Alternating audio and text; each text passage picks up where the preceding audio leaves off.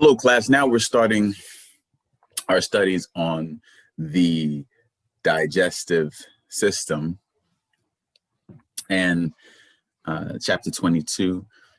And when we think of the digestive system in relation to what we've already talked about, we've talked about blood, which carries oxygen and carbon dioxide, but also carries nutrients. The red blood cells, the erythrocytes, carry we talked about them and the role they play in oxygen and carbon dioxide, but remember we have other parts of the blood, the plasma, platelets, but we're going to talk about how nutrients enter into the bloodstream and are carried to the different parts, the different tissues in your body. Every part of your body needs oxygen and needs carbon dioxide removed, every living part of your body. And every part of your body also needs nutrients. It needs energy to be able to function. And so we have to get nutrients to your body parts. And so blood plays sort of a dual role in that process. But just like the respiratory system was necessary in order to be able to get the oxygen into our bodies and eventually to our bloodstream. Our digestive system is going to play a role in getting nutrients into our bodies and then eventually into our bloodstream and to the tissues in our bodies. All right, so let's start with our introduction here. All right, so digestive system, set of organs, as I've said, breaks down food into its nutrients so it can be delivered to your bloodstream. And these organs are located from your head, starting basically with your mouth, down to your abdominal pelvic cavity. We're going to talk about that whole process, esophagus, which we saw the esophagus in relation to the trachea with the respiratory system. And we're going to talk about that whole process of how we get from the mouth basically to the stomach and the intestines and to the bloodstream. There's two types of organs. We have the alimentary canal, which is your gastrointestinal tract, your GI tract. And as you may be aware, there are a lot of issues that you can have with your GI tract. Starting with your mouth, you can have issues, and hopefully, as we go through this chapter, you'll pick up on some. But this is very important. Even everything can affect this. Even like if you have an infection in your mouth, a toothache, you don't feel like eating. You can have inflammation in your esophagus. You can there are people who have issues of digesting certain foods, lactose intolerant, for instance. Their acid reflux. These are just a couple things that come to my mind initially. So many things that can cause problems, and the way that your body absorbs food, the way that your body, which foods your body can digest, which foods cause issues going into or out of your body. And one thing I want you to think of, from the very beginning, and you can see this in the next line, when we talk about the gastrointestinal tract and then also the accessory organs. When you think of the gastrointestinal tract, it starts with the mouth, and not to be, I'm going to say this probably, more than once, but not to be too vile, but it ends with the anus, basically. And it's a whole pathway. So something goes in your mouth, esophagus, stomach, small intestines, large intestines, and eventually out of your body. Waste products, as some of you may know, if you've eaten corn or certain things, there are certain things sometimes that go all the way through your gastrointestinal tract and come out very similar to the way they went in. So it's a pathway through the body, and some of it the idea is that the nutrients from the food we eat will get absorbed, and things that our body doesn't need will come out as waste, bowel movements. So it is sort of a canal. Alimentary canal, the next line here, it talks about that. It's a continuous tube through which food passes. Starts with your oral cavity, your pharynx, your esophagus, stomach, small, and then large intestines. Your accessory organs are your teeth, your tongue,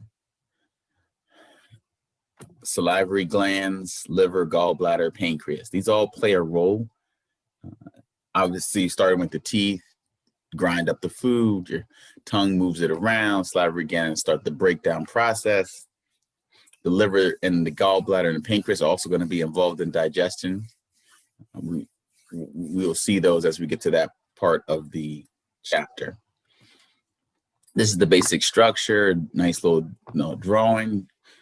Notice we go in the oral cavity. That's basically the entrance, the only entrance to the digestive system. Technically, you could go in, something coming in through the nose could technically get into your digestive system, but the basic entrance is through the mouth. And we have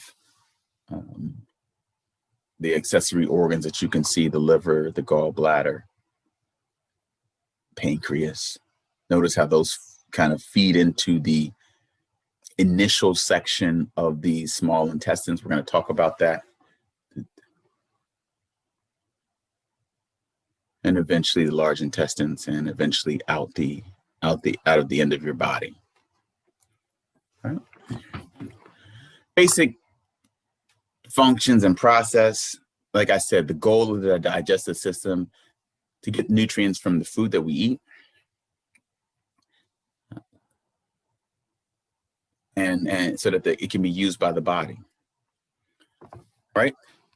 Plays a critical role in fluid, electrolyte, and acid-base homeostasis, because remember, the water that comes into your body by drinking. Right? We drink some. I'm drinking something right now. This is LaCroix, sparkling water, Raz cranberry. It's kind of good if you like it. I think it has like minimal calories, but anyways, I drink it and immediately goes in my mouth, down. Well, that's my trachea. My esophagus is posterior to my trachea, down my esophagus, and eventually into my stomach, and so on and so forth. But remember, water plays a huge role in our blood. A high percentage of our body is made up of water. We also know that. And so the water and other things that we eat, the water can come into our bodies by other ways, not just by drinking, but also a lot of the food you eat has water in it. Can affect our electrolyte, our fluid, our acid-base homeostasis. With the digestive system, we bring in also vitamins and minerals, producing hormones and excreting metabolic waste. Digestive system must perform the basic functions: ingestion, food and water are brought in; secretion, we have endocrine and exocrine glands that secrete a variety of substances. We're going to talk about those. We have propulsion. You bring something into your mouth. It doesn't just stay in your mouth. It goes down your esophagus into your stomach. Acids in your stomach start breaking it down, and then once we get into your intestines, that's a long pathway, and your body has to propel whatever it is. We're going to call it bolus, but the food that we've eaten through your esophagus. Through your intestines, right? So propulsion, you have to move from one section of the digestive, the gastro, the GI tract, the alimentary canal. We have to move from one section to the next. And this propulsion is accomplished by these rhythmic contractions called peristalsis. And we'll see this term used. And there's a nice video. If you look up peristalsis on YouTube, you can actually see some cool videos of this process. And it's aided by the mucus. Notice mucus is also used here in your digestive system. We talked about this in the respiratory system, more so the pseudostratified ciliated columnar epithelial cells in the respiratory system, and then the goblet cells, the mucus that was produced was more so to trap foreign objects that we breathe in, remember? But now, when we talk about, well, we're going to talk about when the mucus in the digestive system is going to be more so to aid in the process of moving food through our bodies. All right, these processes, this food breakdown occurs by this process called digestion. You have mechanical digestion, which hopefully that rings a bell right away. Think of something mechanical, something, moving, physically moving. Think of your teeth, for instance, chewing food, your tongue moving that food around, breaking down that food. I tell my children all the time, chew your food 8 times or more. With something like meat, for instance, you need to chew it probably even more to break it down, and that allows your body to be able to be easier in the digestion process. Then we also have chemical digestion. So not only do we break it down physically, but chemically, different enzymes, which catalyze certain reactions, which break down the food even more. We also have this concept of absorption. Once we break down the food into the different parts that your body can use, it has to be absorbed into your body, right? Remember, it's in the GI tract, it's in the alimentary canal, it's in this tract going through your body. If it doesn't get absorbed, then it's going to eventually be excreted into your commode. But absorption is going to play a huge role in the digestive system. What gets absorbed? How does it get absorbed? Where does it go when it gets absorbed? That's all going to be important. Also, at what point does it get absorbed? Some things get absorbed faster than other things. And so that's always very interesting. And I always find it's also interesting when we think about medicines. Remember, we take medicine many times through the mouth, oral medication, and versus injecting it. And why would we take something orally and versus an injection? And how does something we've taken orally get absorbed into our body? So that's another, even if we're not thinking about just food, thinking about other things as well. All right, so here we go with the organization of our abdominal pelvic digestive organs. All right, and this can be a little more complicated than the cardiovascular system, which was primarily, we talked about the heart, and then the arteries and the veins and the capillaries. With the respiratory system, we started at the nose, the nares, went down through the pharynx, the larynx, the trachea, the bronchus, bronchioles, and ended with the alveoli. But with the digestive system, it gets a little more complicated. We have this peritoneal membrane, which is the largest serous membrane in the body. It's very similar to other peritoneal membranes, consists of 2 layers. You have this inner layer, the outer peritoneal, parietal peritoneum lines inner surface of body wall. So you have this outer layer of this membrane, which is on the inside of the wall of your core. And then you have this where the inner layer, where the parietal peritoneum meets abdominal organs, it folds in on itself, becoming the visceral peritoneum, which forms the outer tissue layer of organs. And in between these two layers of tissue is this is serous fluid, right? So the visceral peritoneum folds over on itself around certain organs, and then further forms these what we call mesenteries. So outer parietal peritoneum, it folds over. The inside is the inside is called the visceral peritoneum, and that forms like the outside layer of the organs.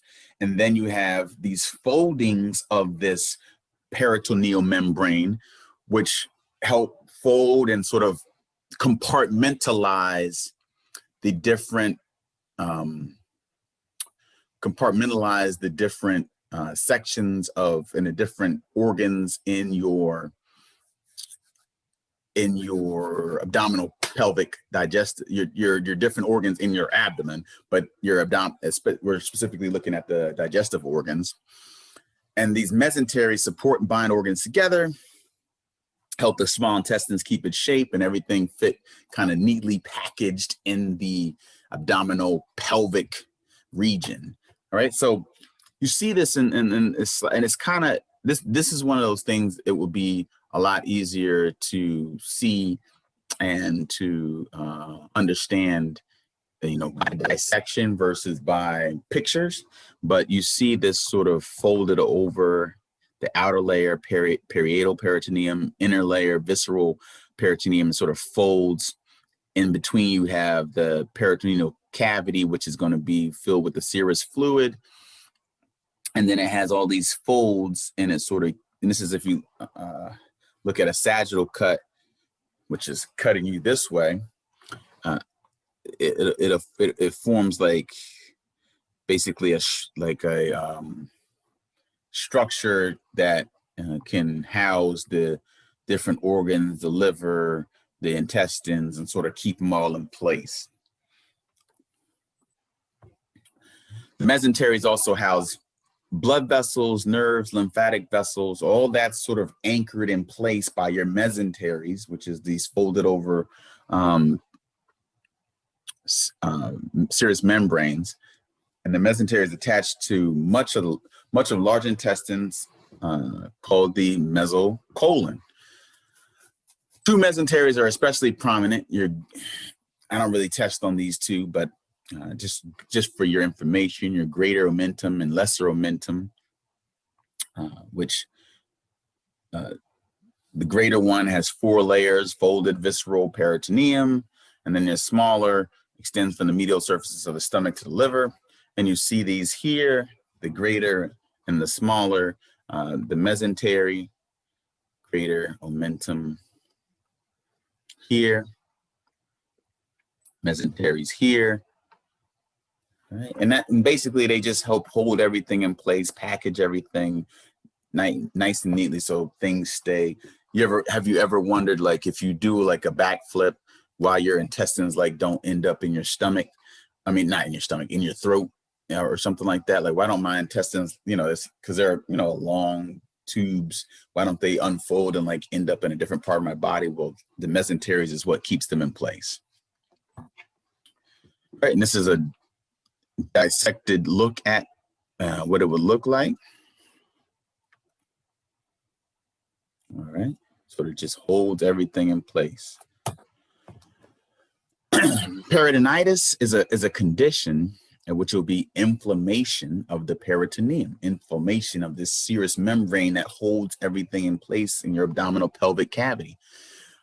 This results from blood or contents from an abdominal organ. So there are many different, the intestines, the liver, your stomach, the large and small intestines, large intestines, all that.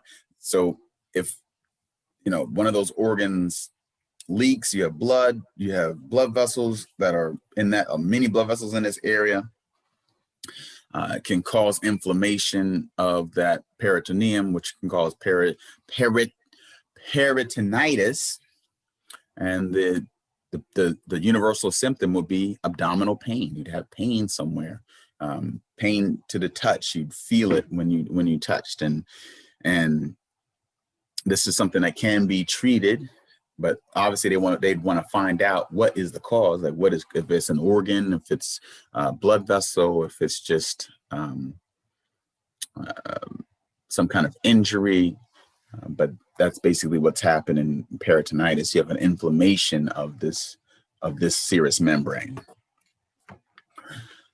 Different blood vessels also supply your digestive organs. We have this splanchnic circulation. All right, so arterial supply digestive organs branches from the abdominal aorta, which we know the aorta comes out of the superior portion of the heart, goes down, passes through the diaphragm. We have this abdominal aorta. The digestive organs are drained by sets of veins that drain into the hepatic portal vein. That's going to be associated with our liver. Delivers blood to liver for processing. Blood drains from the liver by the hepatic veins and then returns via the inferior vena cava. Remember, the inferior vena cava returns blood from below the diaphragm back to the heart, right back into the right atrium. All right. We have also nervous supply of the organs from the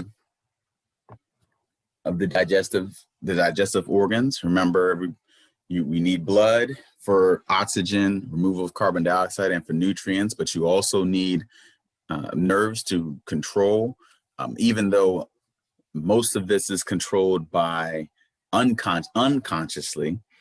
Remember that we don't have to think for our stomach to digest food or for food to be propelled through our intestines. We're going to talk about this, but a lot of this happens without conscious thought, just like our heartbeat, just like breathing. Very, very similar in those rights.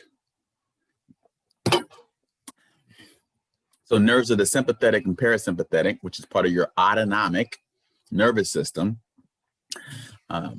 serve to digestive organs. You have the celiac plexus, the superior mesenteric. Notice that from the mesenteries, the superior mesenteric plexus and inferior mesenteric plexus. Organs of the alimentary canal receive innervation from the nerve plexuses of the ENS, enteric nervous system, and control the secretion from and motility of the alimentary canal. All right. So these are the nerves, the main plexuses. Remember, plexuses, groups of nerves, main nerves that supply the digestive system. Histology, the tissues involved with the alimentary canal. And you remember recently we were talking about the respiratory, the cells in the respiratory tract. We've talked about the cells in the arteries, the surface of the arteries, things like that. These are all very important. And the histology, many times, the histology fits the function. Remember that. Anatomy and physiology, form and function, and usually they work very closely together. There's a reason why cells are shaped or designed the way they are, so that they function in a way that is efficient. All right, so we have concentric layers of tissue around a space, lumen. So that's that you think of, once you get into the esophagus, you have, you know, a space in the middle. We call that the lumen, and then you have tissues, layers of tissues around that space, and that space goes all the way down, stomach, intestines, large intestines, until it comes out of your body. That we maintain that sort of canal. Most regions of the alimentary canal contain 4 layers. All right, so an inner epithelium. Epithelium is usually on the surface. So this is the surface that's going to be in contact with the food, or what food or water, whatever, or liquid, whatever it is that you're putting in your body. So your inner epithelium is in this case is going to be called mucosa. Then you have a layer of connective tissue. And remember, you always need connective tissue when you have epithelial tissue. Those two are usually right next to each other because connective tissue has a blood supply, epithelial tissue does not. And then you have muscle, muscularis externa. That's going to be important because the muscle, and when you have muscle prevalent there, the smooth muscle, notice smooth muscle, that means it's involuntary, control without conscious thought. But then also smooth muscle is going to give us the ability to be able to change shape. And then you have an outer layer of connective tissue, serosa. Right, so your innermost mucosa, epithelial layer of epithelium, faces the lumen, followed by thin layer of loose connective and smooth muscle. Epithelium from stomach to end of large intestines is simple columnar epithelium, simple columnar with goblet cells. So similar to the respiratory tract. Mucosa coats the epithelium and protects it and underlying tissues from ingested food and chemicals secreted by digestive organs. That's something that we're going to talk, that's very important. We're going to talk about this in a couple of different places, but the pH in your stomach is very low. Acids are needed to be able to digest the food. If the acids there got into different parts of your body, that would be very problematic. It's not good. Remember, the pH of your body needs to be around 7.4, 7.5, right around there. And so the pH in your stomach drops down much lower, and it would cause a problem if it got into the rest of your body. So we need protection from these acids, these chemicals that are needed to digest food. As you see here, mucosa also houses regenerative epithelial cells, high rate of mitosis, so they can be replaced if they're damaged or sloughed off. You also have houses blood and lymphatic vessels, glands, and mucosa-associated lymphoid tissue, MALT. We talked about that in the chapter on immunity and lymphatic system. This mucosa-associated lymphoid tissue, sort of similar effect as the macrophages in your respiratory system. If things get into our digestive system that don't belong there, we have to have a way to remove it. Your submucosa is going to be composed of dense, irregular connective tissue with blood and lymphatic vessels, submucosal glands, dense, irregular connective tissue. You have this muscularis externa. That's going to be your smooth muscle, which is composed of 2 layers of smooth muscle arranged in a circular longitudinal layers. This is going to be important for the ability of peristalsis. So that's going to be important. And then we have our outer connective tissue layer, serosa, and organs within the peritoneal cavity, or the adventitia, organs outside cavity. And these are composed of simple squamous epithelial tissue and loose connective tissue. And also we have some irregular connective tissue. Okay. Just some of the tissues that are involved, right? You see the mucosa that'll be in contact with the, we have the epithelium here. This mucosa will be in contact with whatever is passing through our canal, our lumen. In our alimentary canal, we have the submucosa, dense irregular connective tissue We have the muscularis externa, smooth muscle, and then the serosa. And that's the basic structure of your alimentary canal.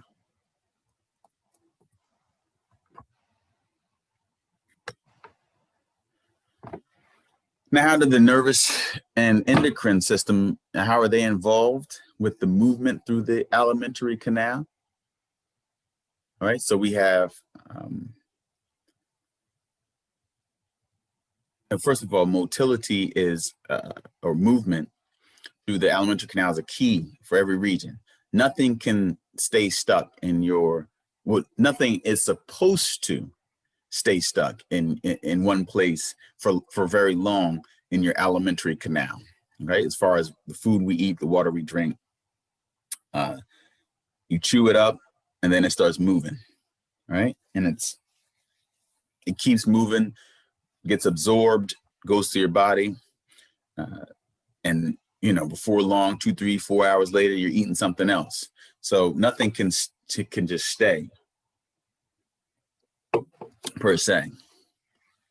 All right, so in oral cavity, pharynx, esophagus, and the last portion of the large intestines, motility is due to skeletal muscle, right? So I can control my mouth, swallowing, for instance, I can control that. That's skeletal muscle.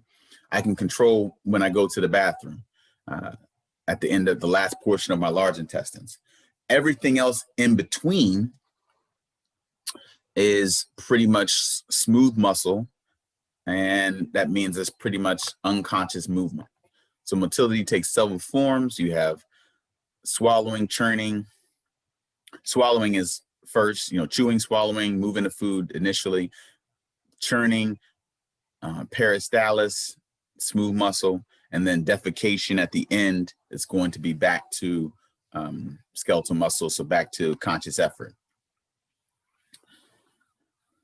All right. Each type of motility is regulated by the nervous system and or endocrine system. All right, so skeletal muscle is obviously controlled by my nervous system. All the smooth muscles controlled by my nervous system that is involved. The nervous system regulation of motility consists of nerves of the autonomic nervous system, the ANS. We talked about that already. Sympathetic and parasympathetic.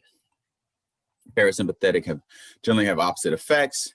Sympathetic activity inhibits digestive processes. Remember, we're in fight or flight, sympathetic nervous system.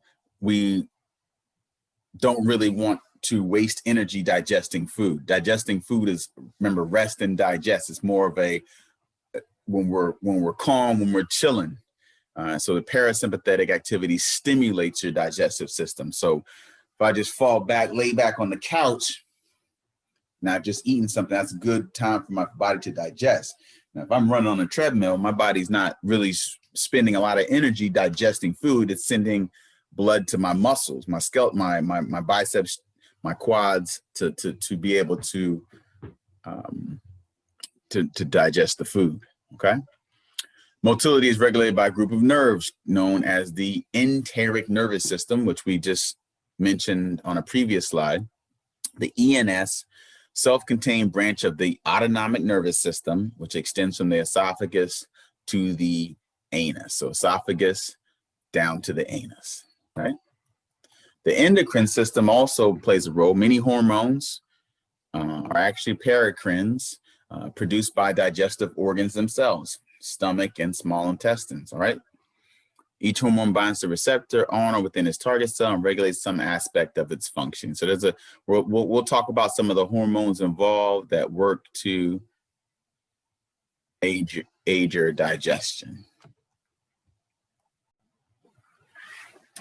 Now we will continue with the first part of the gastrointestinal tract, the oral cavity, the pharynx and esophagus, and some of this will sound familiar because we've already talked about we mentioned the pharynx in the respiratory system, but one of the things that are very important is we want the air that we breathe, which can come in through the mouth or the nose, to go down the trachea to the lungs and eventually to the alveoli, as you remember.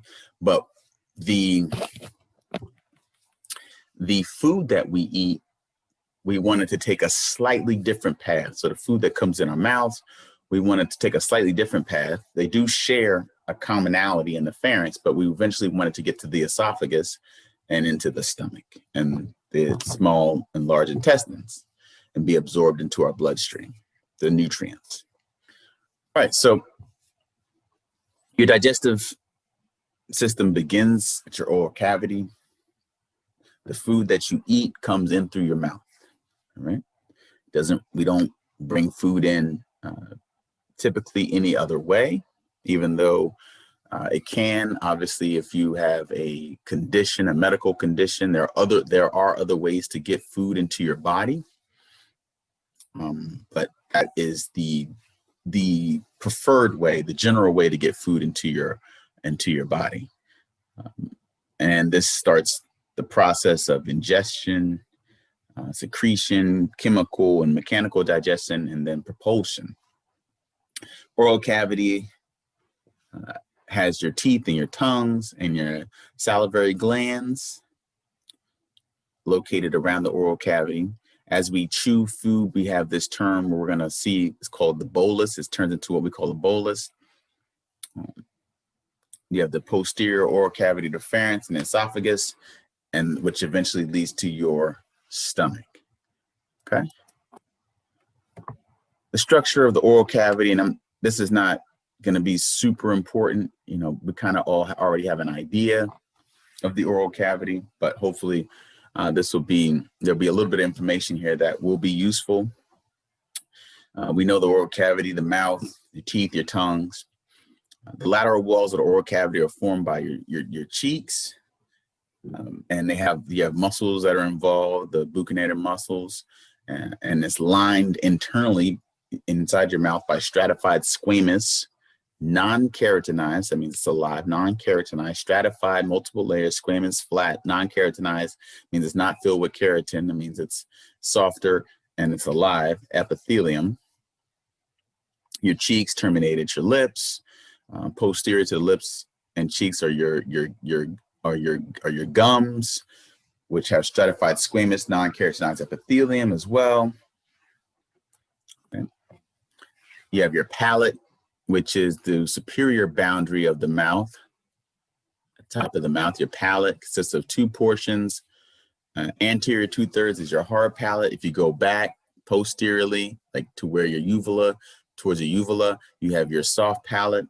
Your hard palate is stratified squamous epithelium, which helps with your mechanical digestion. Food sort of pushes up against your mouth as you're chewing it and moving it around. Your soft palate is stratified squamous epithelium, overlying some skeletal muscle. And if extending from your soft palate is that little thing hanging in the back of your throat called the uvula. And the soft palate and uvula move posteriorly to prevent food from entering your nasal cavity, right? So from going in the wrong direction. So when we swallow, they move posteriorly towards the back to prevent food from going in the wrong direction. We don't want what we eat or drink to go into our noses, even though you may have had that experience before. And this is the general structure of the oral cavity. All right. Teeth and mastication. Your teeth are key organs of mechanical digestion with the following features. They're located in bony sockets, alveoli, and they're held in place by bands of connective tissue known as the periodontal ligaments. Teeth are important because they masticate, which is another word for chewing. They grind, that's your initial process of grinding down your food. We have, the goal is we break down the, you have a piece of food, you chew it up, you break it down. Now the chemicals have more surface area to be able to further digest and break down that food. You have 32 permanent teeth, and it breaks down the number here: 4 incisors, 2 canines, 4 premolars, 6 molars, and both the mandible and the maxilla. This goes into some of the purposes in the incisors: broad, flat, narrow crown, specialized for cutting off pieces of food. Canines on either side of the incisors. Pointed crowns are specialized for ripping and tearing. We have the premolars and the molars, and these are specialized for grinding, right? Incisors, canines, premolars, and molars. And that is the structure of your teeth. Important for mastication, the initial breakdown of your food.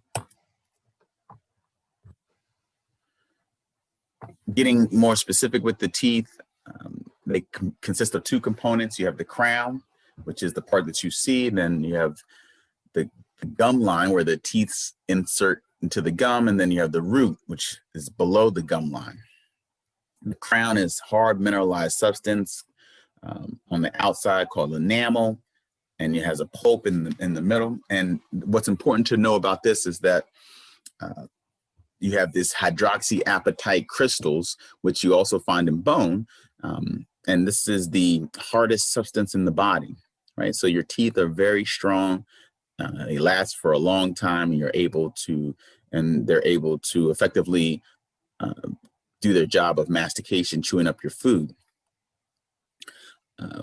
They do deteriorate, and your body cannot repair that enamel. And there are other processes, such as getting a crown replacement at your dentist, to be able to sort of fix that if there is a problem. You have the cementum on the outer portion of the root of the tooth, composed of half calcium hydroxyapatite crystals and half organic molecules, such as collagen fibers.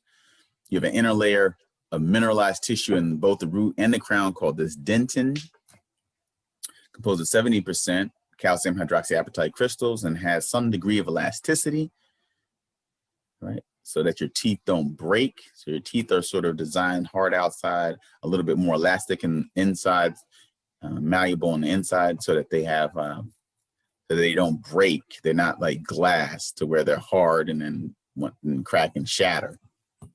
We wouldn't want that. We also have this inner pulp of your teeth where you have loose connective tissue, which houses the central pulp cavity. That's where you're going to have your blood vessels and your nerves. That's why when you have a problem with your teeth, you can feel it. If they were just this hard hydroxyapatite structure, you wouldn't feel any pain when they were starting to form a cavity. But because we have this inner pulp and we have the nerves, we have this inner pulp, and inside that pulp cavity, we have what we call the root canal, and that if anybody's ever had a procedure known as a root canal, they actually remove the root canal, remove this cavity, so that you don't have the sensitivity if you have an issue with the tooth when they're sort of replacing the tooth, or sometimes when they have to put a crown on the tooth. All right, so this is the structure of the tooth, the crown, the dentin, the root beneath the surface of the gum line, the root canal, whereas you have your blood vessels and your nerves, right? And that gives you the structure to your tooth.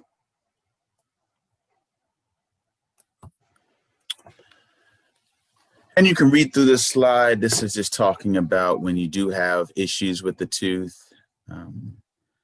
dental caries and cavities, which break down the surface of the tooth, dissolve the enamel. When the enamel has been dissolved and bacteria multiply, produce more problems. Cavities by filling, fillings, or sometimes they have to, put a new crown on the tooth. So there's different ways we can work to repair and to effectively remove the effects of the cavity. There's also the tongue. So not only do we have the mouth, the teeth, but we also have the tongue, which plays a huge role in the process of mastication, helping with the process of mastication. Tongue is skeletal muscle. It's a big muscle. You can move it around all different directions. Covered with layer of stratified, multiple layers, squamous, flat cells, epithelium, attached to the floor of the oral cavity by a thin band of linguine, which is called linguinal frenulum. So the tongue, obviously can only go so far. The epithelium of the tongue is arranged in a small projections called the papillae. You have which you have 4 different kinds. And then these papillae, except for the filiform, contain epithelium with sensory receptors known as taste buds, which can detect chemicals associated with different tastes. Right, so it's a muscle, but it also has a sense of taste to it. Tongue. You have these, and then we have this salivary glands, 3 pairs, which secrete saliva. Fluid that has water. Always, water is always, usually present in any kind of fluid in the body. Enzymes, mucus, and other solutes through duct into oral cavity. And there's different types. The parotid glands, located over the masseter muscle, just anterior to the ear. You have the submandibular glands, and then you have sublingual glands, and they all secrete saliva through the different ducts.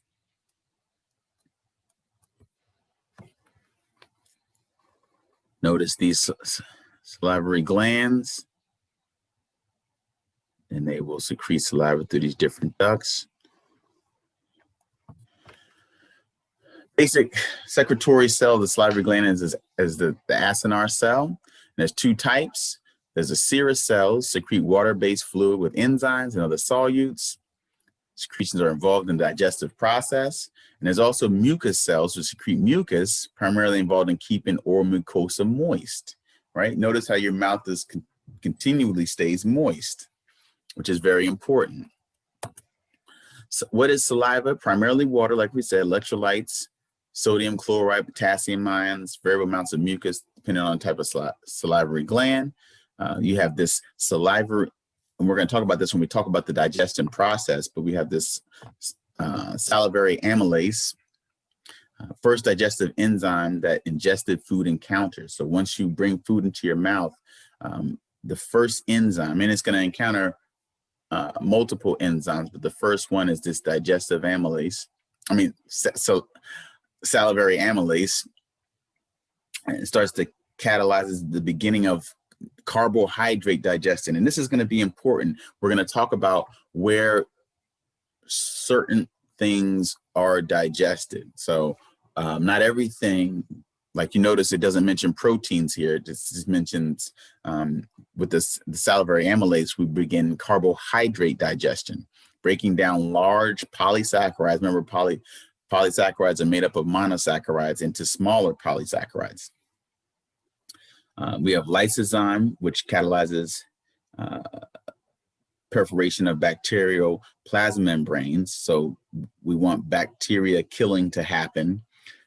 Secretory IgA, that's an antibody immunoglobulin. Remember those immunoglobulins from the immune system chapter, found in the body secretion, including saliva. IgA binds specific antigens on pathogens and mediates their destruction. So we have some antibody effects happening, and we have bicarbonate ions, neutralizes any acid from the stomach that regurgitates into esophagus. So all this is happening in saliva. Break down carbohydrates, kill bacteria, kill pathogens with immunoglobulin A and neutralize any acid that may come up from your stomach. If you ever have regurgitated, if you're ever thrown up, yacked, as some people call it, you notice how it burns in your throat? That's acid. And we want to neutralize that because, yes, it can cause some serious problems. Saliva performs several functions: moistens, lubricates, cleans oral mucosa. This is another problem with drug use, because sometimes when you use drugs, it gives you that dry mouth feel. It can actually limit the illegal drugs. Some illegal drugs can actually limit the function of some of your salivary glands, and therefore you get this dry mouth feel. But that also causes more bacteria and harmful substances to be able to live and grow in your mouth, and therefore aids in the process of eroding your teeth. And this is one of the reasons why people who use illegal substances can have issues with their teeth. All right. So, ding, ding, ding, don't use illegal drugs. All right.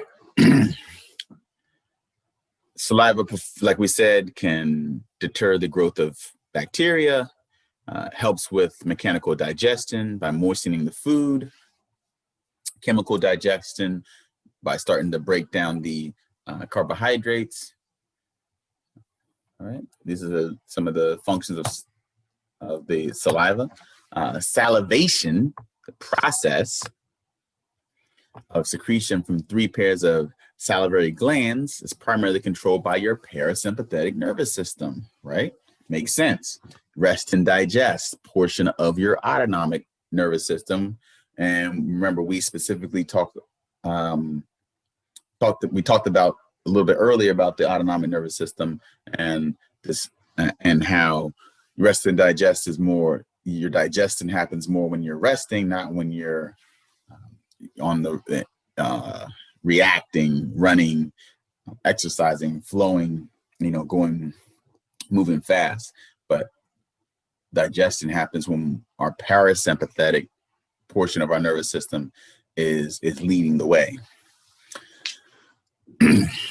So sensory stimuli such as smell or taste of food communicates information to the salivatory nucleus in our brainstem and causes this process to happen through brainstem, through the facial nerves, innervates your submandibular and sublingual glands via the glossopharyngeal nerve.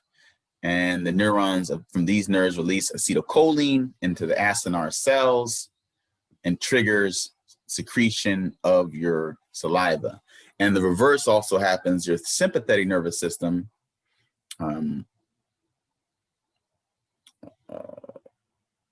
when your sympathetic nerve, first of all, when your sympathetic nervous system is in control, you're not going to have as much release of saliva when because when you're in fight or flight mode. But your sympathetic nervous system can innervate your salivary glands to produce saliva, but primarily the mucus cells, which is more for protection.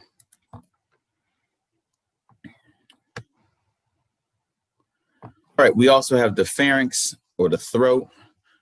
Posterior to your nasal and oral cavities consists of your nasopharynx, your oropharynx, and your laryngopharynx. All right. Of these 3, only the oropharynx and laryngopharynx are part of the alimentary canal. Remember, the nasopharynx is most anterior, most superior. And so that's more going to be, that's involved in your respiratory, but not in your digestive system. Like the oral cavity, both are lined with stratified squamous epithelium, stratified multiple layered squamous flat epithelium designed to protect from abrasion of food. In your oral pharynx, you have the tonsils, palatine and linguinal tonsils, which provide some defensive, that those act in the immune system. So we don't want pathogens entering our oral cavity and ending up in our stomach and getting transferred into our bloodstream. Notice all the, the protections, the lysis, we have the immunoglobulin, we have the saliva, we have the protection from the bacteria, we have the palatine tonsils, linguinal tonsils, also help remove pathogens. We have so many ways. And I know right now they say, don't put your hands in your mouth, because you can get coronavirus through, by touching something and put it in your mouth. Well, that's true. But if I touch something and put it in my mouth, I have saliva, I have lysosomes, I have immunoglobulin A, I have also my tonsils that are all helping to prevent that from getting into my bloodstream, right? So our immune systems, and we've talked about this when we talked about the chapter on the immunity and the lymphatic system. Our immune systems are very adept in fighting off pathogens entering our body. The primary function of the pharynx is propulsion in the form of swallowing. All right, so once we've chewed something up, we call it a bolus, and it passes through the pharynx and into the esophagus. Pharynx is surrounded by 3 pairs of skeletal muscles, the pharyngeal constrictor muscles, and these basically help with swallowing. Basically, you take something, you chew it up, and now you swallow it, and you want to pass it into your esophagus, which leads to your stomach. The esophagus is a muscular tube, very similar in idea to the trachea. Muscular tube, 10 inches long. It's be a little bit different in different sized people. Posterior, remember it's behind the trachea, posterior to the trachea, transports the bolus. Bolus, remember that's just chewed up food from the pharynx to the stomach. Esophageal mucosa lined with stratified, squamous, multiple layers, squamous, flat cells, non-keratinized, it's alive, epithelium, contains esophageal glands, as does submucosa, secrete mucus to lubricate the bolus as it passes through the esophagus. All right, we have in the esophagus, the muscularis, remember that smooth muscle layer, consists of 2 layers of muscle. Superior third is skeletal, middle third is mixture of skeletal and smooth muscle, and inferior third is smooth muscle. So the further we go down the esophagus, the more it becomes non-voluntary, right? So at the junction of the pharynx and the esophagus, muscularis externus modified into sphincter, controls passages of bolus in the esophagus. So you have some control at the top. The gastroesophageal sphincter at esophagus' inferior end, also known as lower esophageal sphincter. That's you think of sphincter, think of like controlled opening. Regulates passages of bolus into the stomach. Also prevents food from going the wrong direction. So we don't want food going in the wrong direction. Once you eat something, you want it to, the only direction you want it to go basically is down. During swallowing, your skeletal muscle and smooth muscle of the muscularis undergo peristalsis, pushes bolus inferiorly. So pushes things inferiorly towards the feet, going down, all right, until it eventually comes out of your body. Thick esophageal epithelium protects the esophagus from abrasion of food. Remember, your food is, bouncing against the edges of the lumen against your esophagus, and we want that. But it's the esophagus epithelium is thick and prevents, and it is protected. And also, there's not significant absorption of the food and anywhere in the esophagus. That's also important to know. Absorption is gonna happen later on down the line. And this is the picture of your esophagus.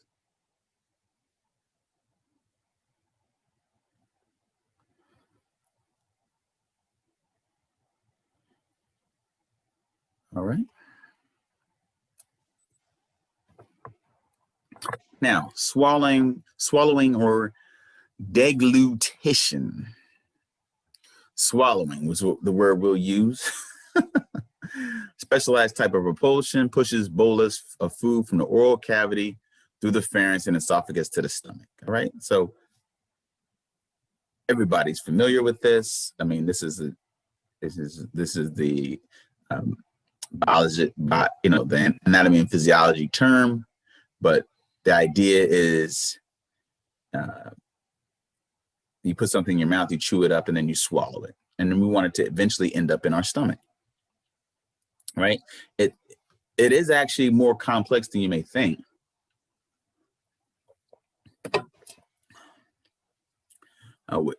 Swallowing relies on a coordinated action.